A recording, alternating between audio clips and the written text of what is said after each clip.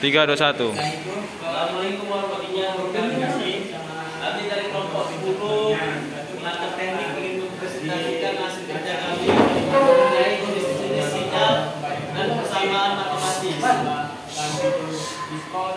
Jadi, perkenalkan nama saya Muhammad Fadil Effendi. Saya dari Semarang. Kami ingin mempresentasikan arah pendengar. Outline kami yang pertama itu ada definisi sinyal, yang kedua ada klasifikasi sinyal, ada sinyal waktu kontinu dan sinyal waktu diskret, ada sinyal periodik dan aperiodik, ada sinyal genap dan sinyal ganjil, ada sinyal deterministik dan acak. Yang pertama kami akan bahas definisi sinyal. Sinyal itu pada umumnya menggambarkan berbagai fenomena fisik. Sinyal didefinisikan sebagai besaran fisik yang memiliki nilai real atau nilai skalar yang merupakan fungsi dari variabel waktu T. Contoh sinyal aktif sehari-hari arus atau tegangan dalam rangkaian elektrik, suara, suhu, tekanan udara, kecepatan, debit air, sinyal biomedis seperti ECG, ECG dan lain-lain. Dalam konteks hubungan sinyal sistem, sinyal adalah masukan dari environment ke dalam sistem dan keluar dari sistem ke environment, yaitu sinyal output, input, sistem dan sinyal output. Selanjutnya, inilah gambar sebuah rangkaian penjalanan jembatan yang merupakan tekanan AC dan sinyal keluaran berupa sinyal DC. Selanjutnya yaitu ada sinyal sistem dan waktu sistem yang direpresentasikan sebagai perubahan tekanan terhadap waktu. Ini contoh definisi sinyal yang memiliki mikrofon sepanjang 1100 mili-detik yang digambarkan sebagai perubahan tekanan akustik terhadap waktu. Ya, dan ini merupakan contoh sinyal citra digital, yaitu sebuah citra monokromatis. Citra monokromatis direpresentasikan oleh titik pencerahan sebagai sebuah fungsi titik koordinat. Selanjutnya yaitu ada secara matematis sinyal itu disebut sebagai fungsi dan variabel bebas. Sinyal dapat memiliki satu atau lebih dari satu variabel bebas. Sebagai contoh, sinyal listrik memiliki satu variabel bebas, sedangkan sinyal citra memiliki dua variabel bebas berupa titik koordinat. Selanjutnya ada representasi sinyal. Representasi sinyal itu contohnya yaitu dipresentasikan dengan persamaan matematis. Ini seperti contohnya. Ini contoh dari representasi sinyal.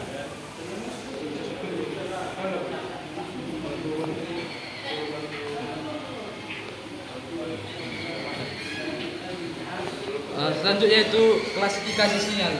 Ada beberapa contoh yaitu sinyal waktu kontinu dan sinyal waktu diskret, sinyal periodik dan aperiodik, sinyal genap dan sinyal ganjil, sinyal deterministik dan sinyal acak. Representasi sinyal yaitu selain dengan cara grafis seperti contoh-contoh di atas, sinyal juga dapat dipresentasikan dalam persamaan matematis. Dan ini contoh untuk sinyal waktu kontinu dan sinyal waktu diskret.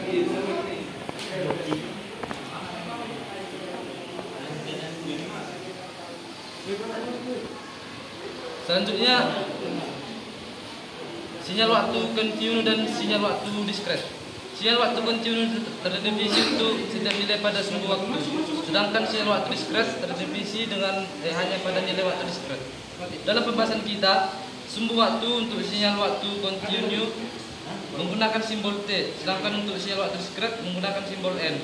Sehingga representasi sinyal X untuk sinyal waktu kontinu dituliskan sebagai X dalam kurung T, dan waktu sinyal diskret dituliskan sebagai X dalam kurung N. Contoh sinyal waktu kontinu atau sinyal modulasi AM bisa kita lihat di gambar.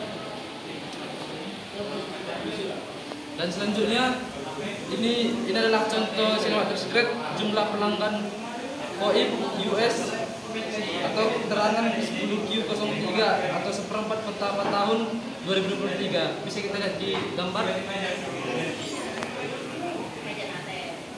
Dan selanjutnya ini adalah contoh waktu sinyal kontinu dan sinyal waktu diskret. Dan inilah contoh gambarnya. Dan selanjutnya sinyal periodik dan sinyal aperiodik. Sinyal waktu kontinu dinyatakan periodik jika X dalam kurung T plus KD atau sama dengan X dalam kurung T, di mana adalah bilangan bulat, T adalah periodik sinyal. Dan sinyal waktu diskret dinyatakan periodik jika jika di mana adalah bilangan bulat, n adalah periode sinyal. Dan inilah contoh gambar dari sinyal periodik dan sinyal apriodik. Selanjutnya sinyal genap dan sinyal ganjil. Salah satu klasifikasi lain diperoleh dengan melihat kesimetrian sinyal pada waktu balikan atau reverse time. Sinyal X atau T atau XX atau N dinyatakan sinyal genap jika X minus T sama dengan X dalam kurung T dan X dalam kurung min N sama dengan X dalam kurung N. Jadi sinyal genap membentuk simetri dengan waktu balikannya, dan ini contoh gambar dari sinyal genap.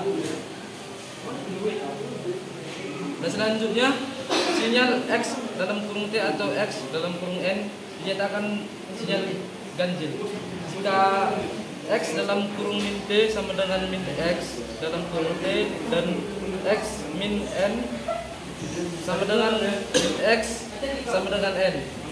Jadi sinyal ganjil membentuk antisimetri dengan waktu balikannya, dan ini contoh sinyal ganjil. Dan terakhir adalah sinyal deterministik dan stokastik. Sinyal deterministik adalah sinyal yang seluruhnya nilainya dapat ditentukan dalam suatu persamaan matematis. Contoh sinyal sinus, sinyal dalam pembahasan MK ini tentunya adalah sinyal deterministik. Sinyal stokastik jika dinilai yang akan datang dari suatu sinyal dapat ditentukan secara pasti. Contoh noise tegangan dalam pemuat dan lain-lain. Sekian presentasi dari kelompok 10.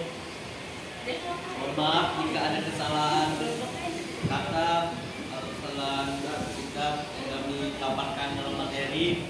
Semoga bermanfaat buat kawan-kawan. Kami akhirin. Bila itu saya. Wassalamualaikum.